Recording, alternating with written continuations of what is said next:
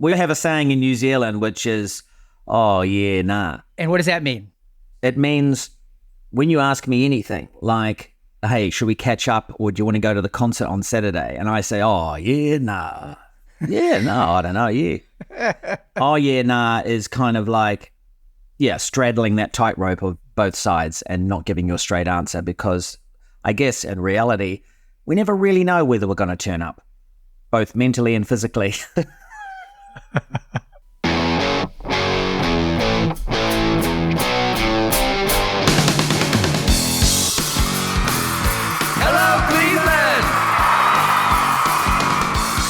Turn your speakers up to 11 because it's time for Too Much Effing Perspective, the podcast that asks musicians and entertainers to relive their most Spinal Tap moments when nothing goes right and everything gets kind of weird. I'm your host, Alan Keller, comedy writer in LA and lead singer of the least heralded Chicago band, The Falling Wallendas. And I'm your co-host, Alex Hoffman, former tour manager for Radiohead and New Zealand indie rock heroes, The Chills, as well as being lead singer of the least heralded Milwaukee band, The Vainglorious. Our guest today is New Zealand actor, author, and comedian Rhys Darby, who stars in the HBO series Our Flag Means Death, and also played band manager Murray Hewitt on Flight of the Conchords. We're going to talk to Rhys about the time he was nearly murdered by a pack of wild children at a Christmas parade, how the BBC discovered Flight of the Conchords at the Edinburgh Fringe Festival, and what it was like getting advice in that series from Crowded House's Neil Finn. So without further ado, let's go to the TMEP show! It really puts perspective on things, doesn't it? Not too much. There's too much effing perspective now. Alex, there are lines in movies that become so part of the popular culture that people may use them in everyday conversation without even knowing they came from a movie in the first place. Mm-hmm. I'm going to give you some examples, and you tell me what movie they're from, okay? Okay, I got this. Okay, here it goes. I'm Batman. Let's see. Batman? Obviously, that was an easy one, but they're going to get harder. Number 2, Luke, I am your father. Let's see, that would be Star Wars. Close. Steve Martin's Father of the Bride. Okay, number 3. What? We're going to need a bigger boat. Okay, that's Jaws. No, Titanic. Duh. There's no place like home. That was, of course, Wizard of Oz. Home Alone 1 and 2. Geez, Alex, have you ever seen a movie? Right, Alan. Anyways, my point is, very few movie scripts are good enough to contain lines that transcend the cinematic experience and become part of daily life. It's another reason why This Is Spinal Tap is so effing special, because there are multiple lines in the movie that have become part of the vernacular. Since you were so bad at my movie quiz, can you name some of those? Yeah, I think I can get this one. Let's see. There's, of course, This Goes to 11, None More Black, Hello Cleveland. He died in a bizarre gardening accident. And the name of our show, of course, Too Much Beep Perspective, that they say at the foot of Elvis's grave. Well, of course, you can't not mention the name of our show. That would be really stupid marketing. But anyways, you missed, I think, the most important line of all. There's a fine line between stupid and clever. And it's really the most important because it's a distinction that us in comedy always have to consider. Is something clever or is it merely stupid? Yeah. And our guest, Rhys Darby, has really made a career out of straddling that line. And his characters, like manager Murray Hewitt in Flight of the Conchords, guide Nigel Billingsley in Jumanji, and Stede Bonnet in This Flag Means Death, often are buffoons on the face of it, but really the comedy goes much deeper. Yeah, he's great. So in any case, let's get to our really clever conversation with Rhys. But first, please, listeners, tell 3 friends that they must listen to Too Much Effing Perspective. 3 different persons. Don't say the 3 same people because that will do us no good unless they use different IP addresses. That would be stupid. Be clear. Clever is to do 3 individuals who will really appreciate it. So we'll be right back with Rhys, but first, a short break. And now a comedian who in 2013 climbed all the way to the tippy top of Mount Kilimanjaro, Sir Edmund Hiller Rhys Darby. Or just Rhys Darby to his friends. Rhys, what's up? Good to see you again. Hey, man, good to see you. So I just want to start out by saying this is going to take place during the SAG WJ writers strike, so we have to stay away from Rhys's many projects. TV and film. Luckily, I'm multi-talented and I have stage work to discuss, not to mention all my books and my wardrobe line. Anyway, I want to start off with how Rhys and I met. I was always a big fan of Flight of the Conchords, and so was my daughter, Sunny. And one day, we walked outside of our house in Los Angeles, and Sunny goes, "Hey, Dad, there's Murray." And I turned to the right, and I see you bouncing on a trampoline in the front yard of the house 2 doors down. You just moved in. Wow. And then I said hi, and that was how we became fast friends. And Alan, who is Murray for the uninitiated? We can't talk about it, but it's the Flight of the Conchords. Murray was the band's manager. Yeah, I guess you can talk about it. I just can't. Oh, yeah, just nod. So crazy. And just so you know, because of Rhys's very exotic accent, this will be the first podcast with subtitles. Right. As you know, this is tangentially about another project that you have nothing to do with, so we can talk about it. It's called This Is Spinal Tap. And in This Is Spinal Tap, they have a line. They say, it's such a fine line between stupid and clever. Rhys, you were in the military, if New Zealand, whatever they do there, can actually be considered a military. How dare you? And your sergeant major said something very similar to you. He said, "You're very silent, Darby. There's something about the look in your eyes. You're either very smart or very stupid." Yeah.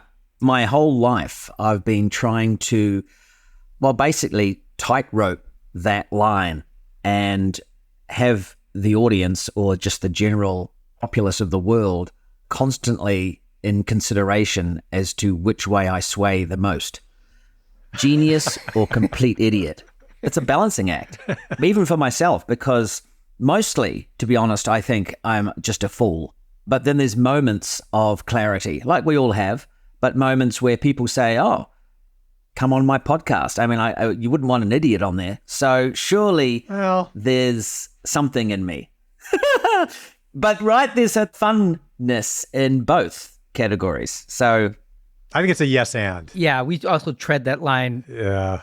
Well, a prime example of this is back in 1996, you were hired to play a character named Mr. Blubby. Can you explain Mr. Blubby to our listeners? So this was a very short-lived confectionery drink that was actually Jell-O. You suck it through a straw, and it was like a fun idea. So they launched it, and they had a character that went with it. So I dressed up as this character for the Christmas parade. And it's kind of like a big suit, like a friendly monster, I guess. And I'm walking along in this thing. We're giving out the free Jell-O drinks, and I think the kids weren't really into it. The adults certainly weren't into it. And I think I fell over at the end of the parade because the suit was so big around the feet. And then some people started kicking me and pushing me when I was on the ground. And that was a low point in my life. As Kiwis do. Yeah. Well, you and I have something in common here. I peaked when I was from 11 to 13 years old. I was the newscaster on a Milwaukee TV show called You and I. And so I was a celebrity when I was a kid. Wow. And the high/low point of my celebrity status was being in the Milwaukee Christmas parade.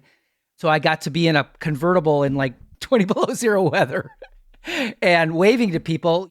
I think that you knew you made it in 2010 when you were in the Fielding Santa parade, right? That's right. Can you tell us about that? Because your dad got a little teary-eyed from that, didn't he? That was a real comeback parade for me. Especially after the Mr. Blubby incident. This was obviously many years later, and I was in the parade now as myself. Yeah, I mean, that's a great way to look at it, from parade to parade, from dismal, monstrous, weird guy that was from another world that just got beaten up on the street to finally finding who I really am. Or you could look at it as the audience accepting me for who I am, that weird freak from another world, but now celebrated. And so I sat in a convertible. It's always a convertible, right? Like something from the 50s, a beautiful car. Right. And I think next to me, I had gorgeous women sitting next to me. I think it was the Miss Fielding, and then there was another one next to me. I don't know who that was. That might have been the runner-up. Were they called Reese's Pieces? Possibly, yeah.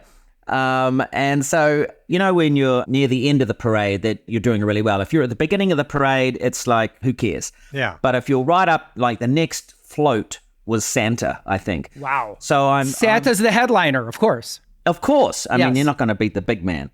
But there I am, and I remember the announcement. So there's like a little tannoy system that's down the street. By the way, Fielding, this is a tiny town in New Zealand. That's saying something. Yeah, exactly. Blink and you'll miss it, you know, one of those. But it's a gorgeous, beautiful little town. And my dad is from there. So he went back there to live there in his later life. He moved around a lot. That's another story. But Dad got to see me in the parade, and he was very proud.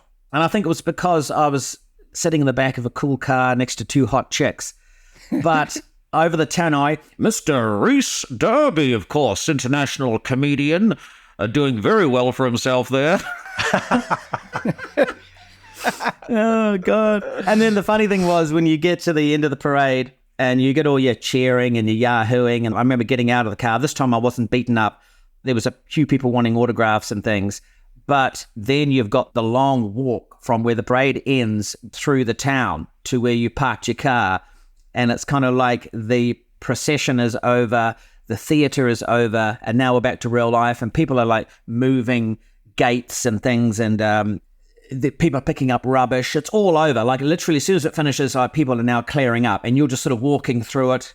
I really love that aspect of life when the show is finished. Everyone has to just return to their normal life, and all of a sudden it's like a switch is gone and we're all equal again.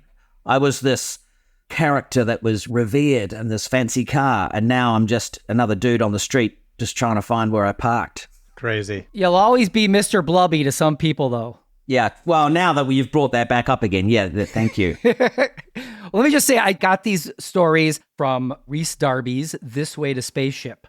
I actually read it. I didn't go cheap out and do an audiobook. Thank you. Honestly, because I thought you would be reading it and I wouldn't understand 50% of what you said. Like you said equal just now, but you said equal. And I'm like, what the fuck is equal? I don't even know. But again, this podcast will be subtitled, so no one will have a problem understanding you. You're the only one that has an issue with my accent. I've been living in this country so long, and I've been on so many TV shows. Everyone understands me. I wish I could tell you about my audio voice work career. It's big. Look it up, people. But we'll never know.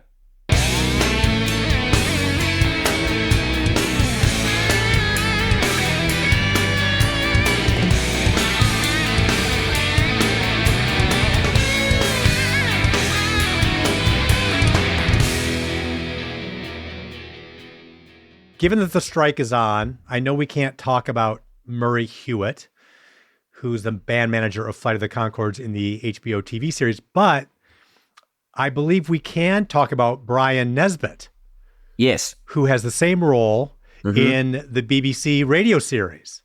And I gotta say, I am new to that, and I have listened to a couple of episodes, and I literally had tears in my eyes. Oh, great. I was laughing so hard. It was just unbelievable. I'm a former concert tour manager, and one of the bands I tour managed back in the days of my youth were your countrymen, the Chills, and Martin Phillips. Oh, wicked. Hence kind of the genesis of this series. I love the Chills. Yeah. I mean, Martin is an extraordinarily gifted songwriter, and his trials and tribulations have been well documented, even in a documentary film. But I love the Brian Nesbitt character. You just absolutely nail it. And one of the things that I thought was so funny is that you have this lifeline to Neil Finn from Crowded House, where you call up Neil as sort of your reluctant and somewhat befuddled mentor. And I just wondered, there had to have been some Spinal Tap moments that came out of calling up Neil and having those conversations.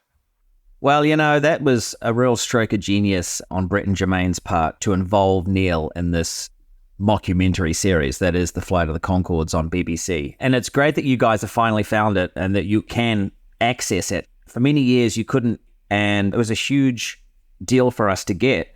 And Neil Finn, of course, to be part of it. How did you get Neil? But of course, we're all Kiwis and we all know each other. And so it was a simple phone call. And Neil said, oh, yeah, sure. I'm in London, actually, because he was, I think. And so he came down and he did all his bits in one sitting in an actual sound studio. This is going back many years now, guys. So we're looking at 2005, 2004, maybe, when we did this. Jesus, 2023 now. So yeah, you can do the math. But he was fantastic. And obviously he knew the Conchords and myself. Maybe he didn't even know who I was because this is going so far back. This was before. Yeah, he would have known my stand-up. Yeah, give myself some credit there. But he was so gracious to lend us his time. And, he's a really funny guy. And so we basically improvised this as we did the whole show. But I'm just in the sound booth there doing my phone call over to him. And I think there was probably 6 phone calls if there's 6 episodes, because I think we get hold of him every time. And it's simple things like they're not facing the right way on stage or something, and his wit is so dry, and he's just like, they've got to face the front, Brian, and they've got to face the audience. And the best part about the connection between our two characters was that I think we met at a wedding or something in New Zealand. Yeah. He can't really remember me, but I've somehow got his number because everyone's got each other's numbers in New Zealand. And, he really wants to get me off the phone every time. But he's still giving a bit of advice, and I'm really sort of relying on the fact that I have this one guy that is a music icon that I can utilize in order to get the band to where I want them to be. And not to be a spoiler, so I won't say too much, but when the Flight of the Conchord guys get an offer for a 3-way sexual liaison. Yeah, that's right. And they turn it down, and you tell them they have to engage with their fans. Yeah. And you say, I think Neil and Tim Finn would have done it. And so she said, let me call Neil and check. Oh, that's awesome. So anyway, people can tune it. And by the way, listeners, all you got to do to find it is Google the word Conchords, Conchords, and BBC, and it'll come right up. You can find the 6-episode series. It's absolutely delightful. And Rhys, what's your oldest son's name? My oldest son is Finn. So I don't think that's a coincidence, is it? No, he's named after the Finn brothers. And which one, you might ask? Well, depends which one I'm talking to.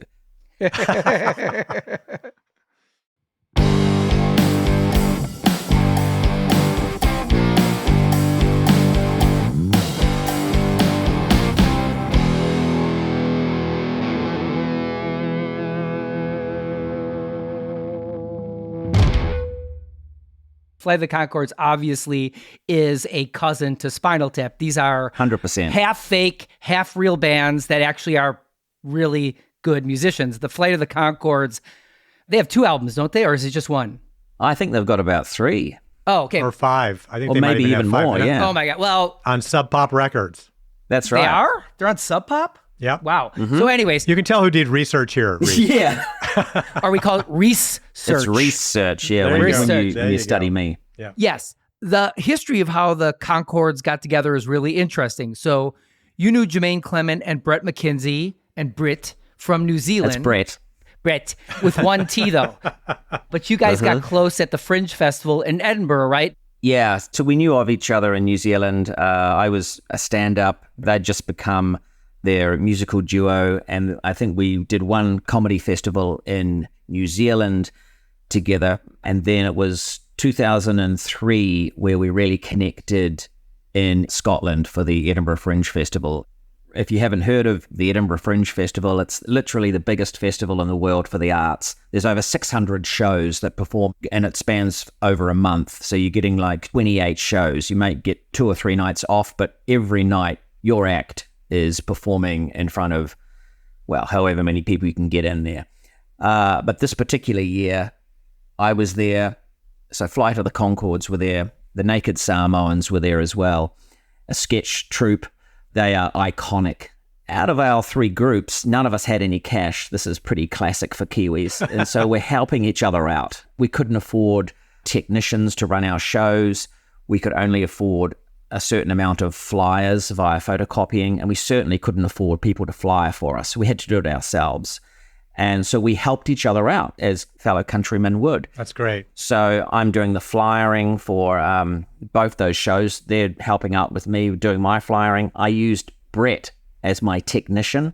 So I did a one-man show with stand-up. I didn't quite have an hour, so I decided to have an intermission in my show, which wasn't really done before, especially when you're only doing an hour show. You know, I had a 15-minute intermission, guys, in the middle. And that's a real risk because you could lose your audience there. Although in Edinburgh, you could position it as a whiskey break or something like that. 100%, yeah. And in fact, what I did position it as was a biscuit break. So you're going to get confused about the word biscuits now. But basically, it was such a tiny stage. We were in Cave 3, which was the smallest of the 3 caves. And this is in an area in Edinburgh, which Edinburgh is basically such a Gothic-looking town with many roads and cobbled streets that curve under each other. And it's like being in some sort of Charles Dickens novel, especially in the evenings with the little lamps going. And it's got such a cool, dark energy to it that just mystifies the whole place. So I'm there in this tiny cave with, let's say, maybe double figures in the audience if I'm lucky. So let's say 12, 13 people in the audience.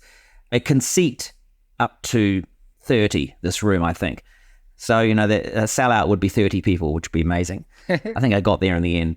And then Brett, who was doing my lights. Now, obviously, a stand-up show, so not too technical. He's at the back. I can see him when he's at the back. He's only about 2 meters away. I can see.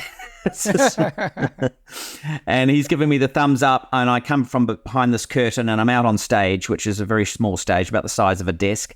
And then I'm doing my routine, doing my little jokes, and then there's an intermission, and I say, all right, we're going to have a little break now, and while we're doing that, Brett's going to hand out some biscuits. I'll see you after the break. And then I go behind the curtain, and I just sit there, and I can hear everything that's going on. Brett's now walking down the aisle, handing out a packet of biscuits, or cookies, as you would call them. And they're really nice ones. A lot of my budget went into these biscuits. You got to keep people happy, and they're having a lovely time eating these biscuits straight out of the packet. And he would go around and just say, what's your favorite part so far from the show? And he'd do a little interview. and I'm sitting behind the curtain listening, just so I can get some sort of info on what things are working. He'd go, is there any parts that you felt weren't doing so well? And so it's like a focus group in the theater. Nice. There. It's a focus group, yeah, in the intermission. And they must be able to tell I'm literally just behind a curtain sitting there listening. But I think out of sight, out of mind comes into play there, hopefully. And the intermission is finished. Brett just yells it from the back, okay, we're ready to go. It gives me the thumbs up. And then I say, please welcome back on stage the man you've all been waiting for. And then I come back and I go, oh, how was your break? And then I would spend another 5 minutes just sort of going over, oh, did you guys have a chat? I mean, I wasn't listening or anything. I heard some people laughing and stuff. He had a good time. Anyone managed to get to the toilet and do all that kind of stuff. And then I'd go on with the show. Excellent. Those were the days, man. I mean, God. Sorry, so I do ramble on, by the way, so you're going to have to interject and remind me what I was talking about. We're talking about how you got to the Conchords. Oh, yeah. Sorry, here's me thinking this podcast was all about me. The Conchords, yes, of course, those guys. So then they were doing their show. They did a show in Cave 3, which was a bigger show, a bigger cave, I was supposed to say then. They quickly became the show everyone would go to because it was later at night, so it was like at 10:20 or something like that. But it became the hit show for the artists as well. So the best comics were on at 8 o'clock at night. Their shows would be over by 10 and they'd run to get to the Conchords. So it's like that show that everyone wants to get to at the end of the night because it's just hilarious and it's music for an hour and it's really, really cool. Sold out most nights. You'd have to try and use your passes to get in as the comedians who went, oh, I'm part of the festival. Can I just sit at the back or whatever, or stand? And so they became one of the hits of the festival. And they were approached by a guy from the BBC Will Saunders is his name. And he said to them, hey, I'd love for you guys to do a pilot for the BBC if you're interested. And of course, Jermaine was like, yeah, absolutely, would love to. This is an in for sure. When should we do this? And he said, well, we can just do it anytime. I've got my mini disc player here and I'm just going to record you guys. We'll make a pilot. And they're like, oh, okay, well, just make something up. And they said, yeah, have you got any ideas? And Jermaine's like, yeah, absolutely. Yeah, we can do that. And next thing I know, he's contacting me and I'm sort of on the street flyering for the Naked Salmons or something. And he says, hey, Rhys, I've been approached by the BBC. Would you be interested in playing the role of our band manager to make a pilot? And I'm like, I don't really even know what a band manager was, to be honest with you guys. I put two and two together, and I think that's probably the key to the success of the character. I put band and manager and thought, right, I know what a manager is, because I've had a few managers in my life working at the barbecue factory, and also my mum was the manager of my soccer team when I was 9 years old, and I actually won Sportsman of the Year when she was managing the team. So I know what a manager does. I know how many strings they can pull. So I'm like, okay, yeah, I'll play the part of that.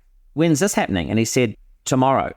So this is all very, very fast. But yeah, the BBC works fast. We're in the festival. We're going to leave the festival, go back to our countries. So they want to get something happening. The iron is hot. The BBC's ready to strike. So it happens. I turn up to the apartment they're staying in the next day, and we're sitting in the kitchen. It's a kitchenette, let's be honest. It's a tiny apartment. It's like a bar area, but it's also where the oven is, and I think the pantry's right next to it. It's like you could barely fit 3 people there, but we're sitting around it on stools. I feel like I'm there. You've really painted a picture there. It's white. Yeah. Can you see it? Yes, absolutely. I can. Will is there off to the side, and he puts his mini disc player on the Formica top of the kitchenette, and he says, okay, away you go, guys. And Jermaine says, well, we'll start with a band meeting. And I don't know how much prep we did for this. It feels like I just walked into the apartment and we just pushed record, to be honest with you. We certainly didn't have a pre-meeting, not that I can remember, the 3 of us, about what I was supposed to do. But I think it was just basically, okay, we're just going to make this up. You're the manager, based on our manager that felt like he was really out of his depth. But that was the notes I had. And I said, well, okay, well, I can easily fit that mold. And so I just kicked the meeting off with a roll call. I don't know why. I just thought that seems to be the right way to start it. I think I was taken back to school and also back to maybe my soccer team. I remember there being a roll call on that, which was odd because you could just count to see whether there was 11 kids. So you improvised the roll call, which is probably my favorite thing on the Conchords. And when you say present, Present. that should be on every T-shirt. That is a good one.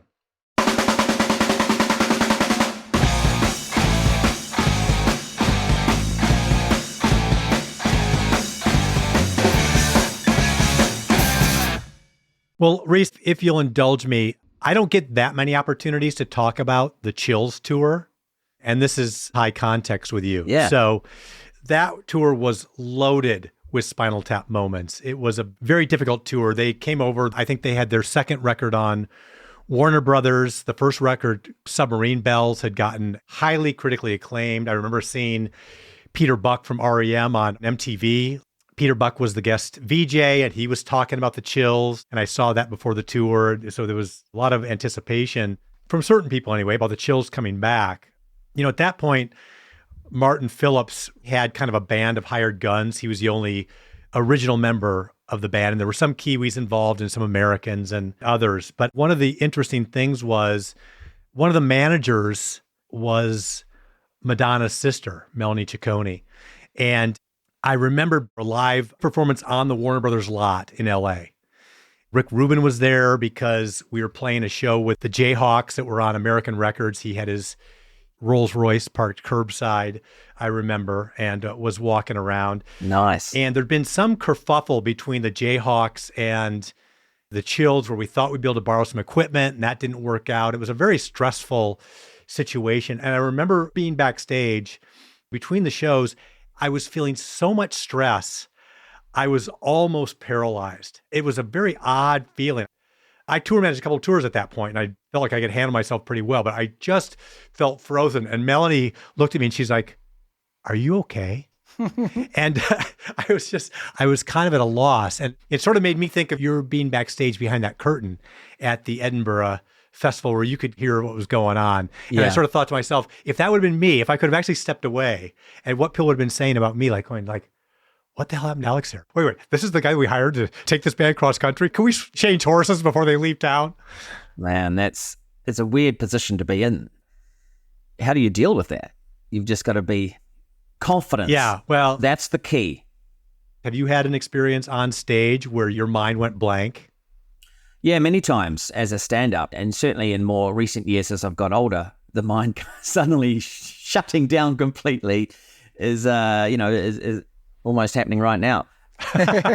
But it's only happened a couple of times back in the old stand-up days when I was doing it way more regular, because you've got something that you're going to go to, you can't think of what it is that's next in your little lineup of your set list, unlike bands where they've got it written down in front of them and then there's like 3 or 4 or 5 of you that you can just look at each other and someone will go, "Yeah, we're playing such and such next, come on." For me, I'm looking around, I've got no one. And I think I have done this on occasion.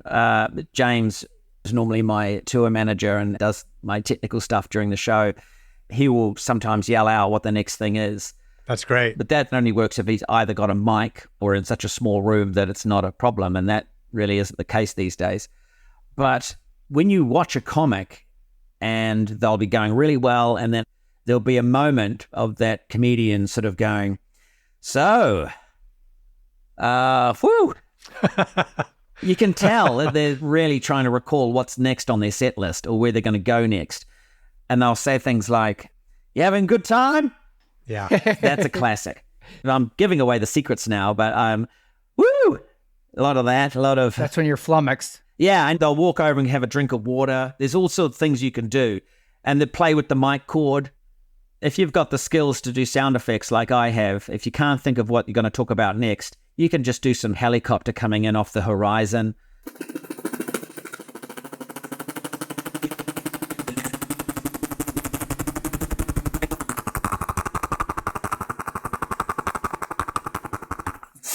That kind of thing. Wow. And I'll say, "Well, here's my next set of jokes just coming in."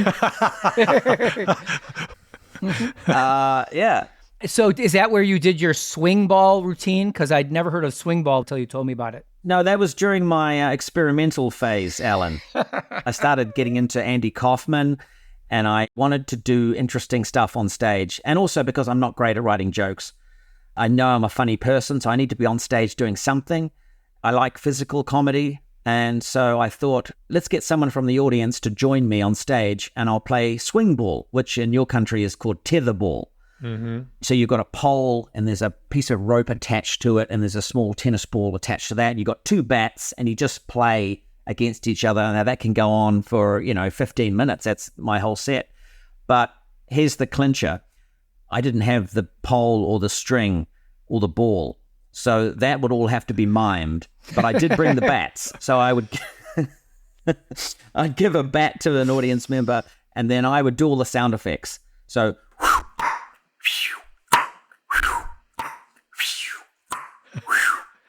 and they'd swing, and they'd be swinging at nothing.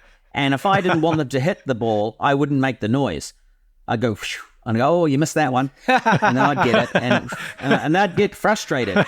And I'd start off would be normal, hitting maybe a minute in, they'd start missing, and they'd get confused as to why they're missing because they're just hitting. And I'm like, "No, you missed it."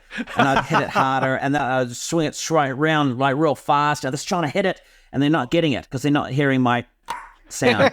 So I did it. "Oh, you're not good at this, are you?" And they'd get really angry. And in the end, quite often they'd just get really angry with me, and then it would turn into like a fight between me and the audience person, and then I'd get rid of them. But people wanted to be part of this sketch. Right. And so once when I was in Ashburton, I organized like a wrestling match on stage. because there was two girls that wanted to be my swing ball partner. So I got them to wrestle it out. That's where the sort of Andy Kaufman thing comes in, right? So I'm like, what am I doing? I wouldn't be able to do it these days, but I'm orchestrating a wrestling match on stage, and the winner gets to play swing ball with me and also lose. Wow. Oh, those were the days. That's awesome. Indeed. It all went well. Everyone loved it. Don't worry. Yeah. Once there was a band that opened for us, and the band mimed all their instruments. So they had a track and they played like off a CD, and they were on stage and they had the instruments, but they just pretended to strum them. They were called Milli Vanilli. Was that the name of the band? Yes, exactly. You know what? I'm going to say they didn't even have instruments. This sounds like one of my acts. Or they had cardboard ones that they opened for us. Wow, that was a wild night.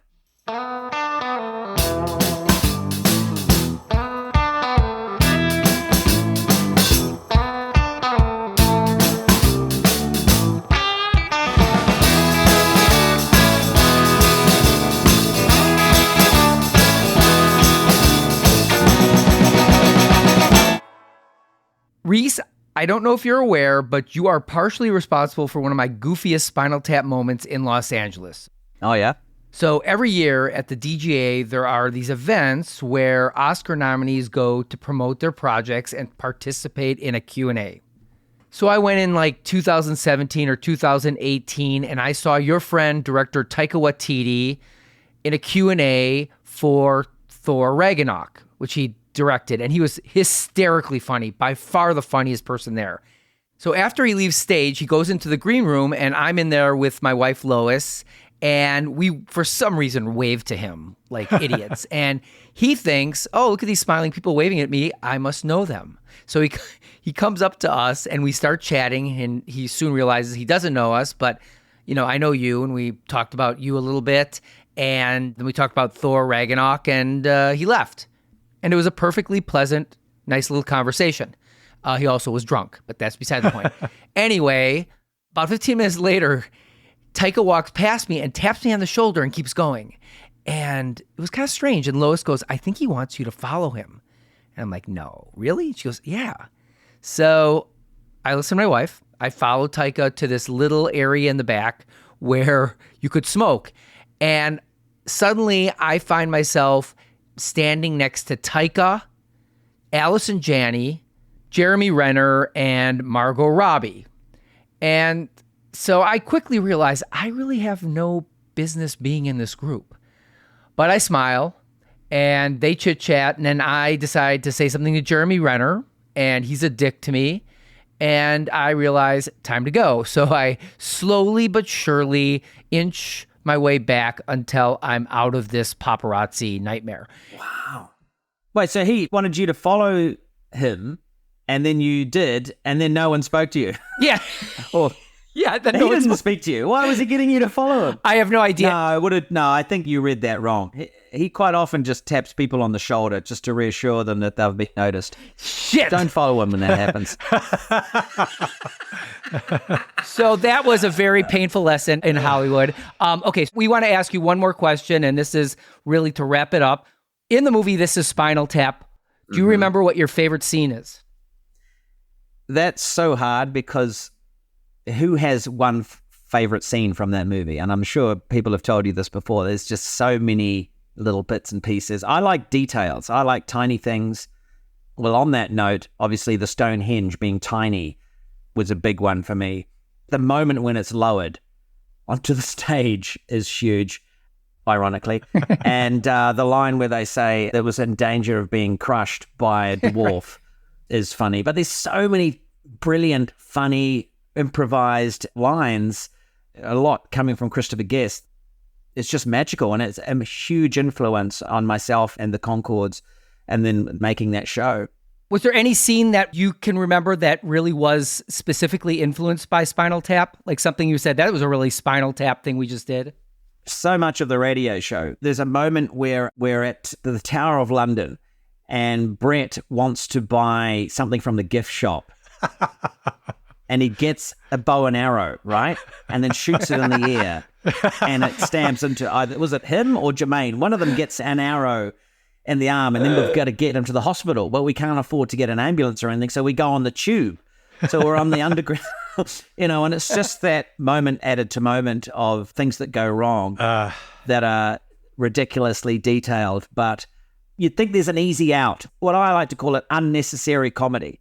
That movie is full of that, and then scenes like the one I just told you is definitely one of those moments where you've got a plot, you've got to get somewhere in the episode, but the thing that derails you is often the most funniest thing that's just absolutely got nothing to do with the storyline, but it leads somewhere, and you keep thinking to yourself, you've made the wrong decisions here, you've done that wrong, and you're detailing too much information about this event, and that's what makes me crack up the most.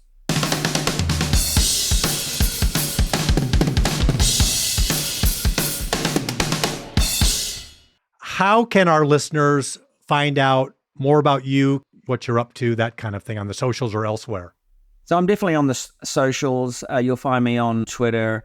It's Rhysy, R-H-Y-S, the Welsh spelling with an I-E. Yeah, or it's called X now, isn't it? Instagram, obviously, same thing, Rhysy. And my TikToks are really worth it. Nice. There's a fun TikTok thing I do called, what's it called? Give us a sound effect. Hang on, it's coming in.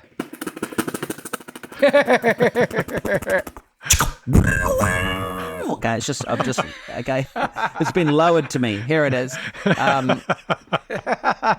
called Wonderful and Weird, and basically it's these moments I take people into the inside of my madness, if you will, and things I collect or things I'm into, little hobbies and stuff like that, behind the scenes stuff of Rhys Darby.